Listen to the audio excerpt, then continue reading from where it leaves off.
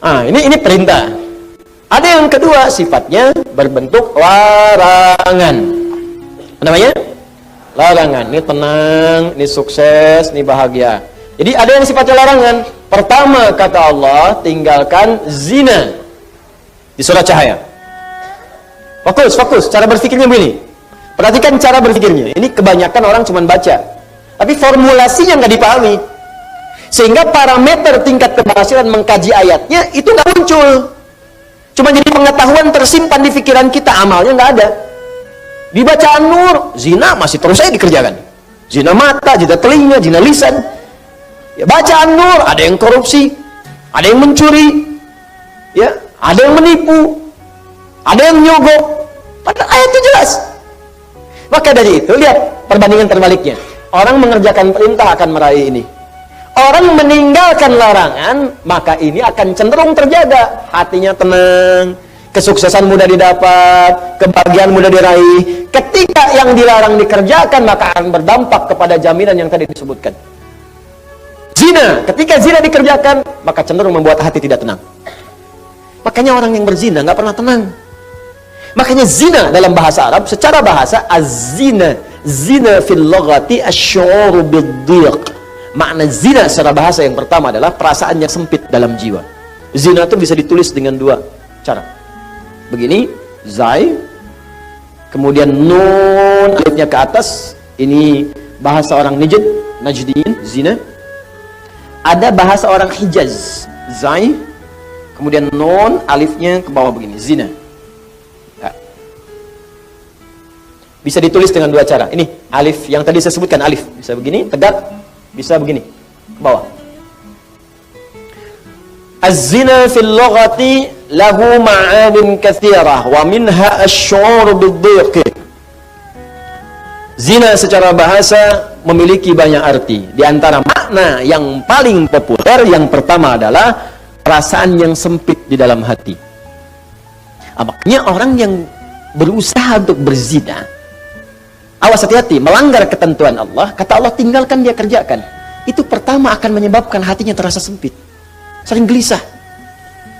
Makanya jangankan mengerjakan yang secara istilah, benar-benar dikerjakan hubungan seksual. Baru mau muqaddimah saja, mata mau melihat gambar-gambar yang kotor, itu karena hatinya sempit, gelisah, gak mau ketahuan orang. Ya, sembunyi-sembunyi, bawa meja, ya, masuk ke kamar sendirian, nggak mau orang lihat. Kenapa? Karena sempit. Tuh, ketenangannya hilang. Orang tenang itu kan cenderung gelisah. Orang yang tidak tenang cenderung gelisah. Ya kalau orang tenang tuh biasa aja. Lagi baca handphone, mau lihat, nggak apa-apa, silakan. Ya, berkata-kata, dengar, nggak ada masalah. Tapi ketika ada orang berbuat hal yang dilarang tadi, berkata-kata nggak mau kedengaran orang. Makanya transaksinya tertutup.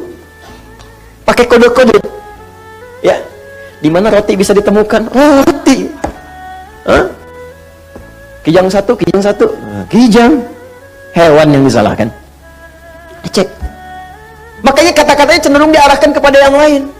Kupu-kupu malam. Kupu-kupu. Tuh. Buaya darat. Buaya aja nggak ada yang begitu. Ya, coba lihat kehidupan buaya. Iya, ada buaya yang berzina. Ya, buaya memang hidupnya begitu. Ya, yang terbayangkan. Saya mau katakan, orang yang melanggar ketentuan ini pasti hatinya gelisah.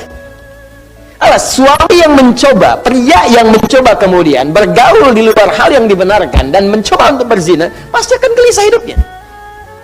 Puncaknya apa? Kesuksesan akan berpengaruh. Betapa banyak karir hancur gara-gara kemudian perbuatan ini. Ya, betapa banyak kebahagiaan hilang, hancur rumah tangga, berpisah kemudian, anak-anak kemudian jadi terlantar. Makanya mikir dulu, kalau ada orang sudah berumah tangga, ada anak, berpikir untuk berbuat yang ini, mikir anak-anak Anda, kasihan. Anda tega kemudian dia diolok-olok di sekolahnya, bapak kamu pezina ya? Ibu kamu selingkuh ya? Anak Anda mau berbicara seperti apa? Dia masih kecil, butuh perhatian yang dalam. Makanya orang yang berbuat hal yang seperti ini, pasti pertama akan terganggu kemudian ketenangan jiwanya.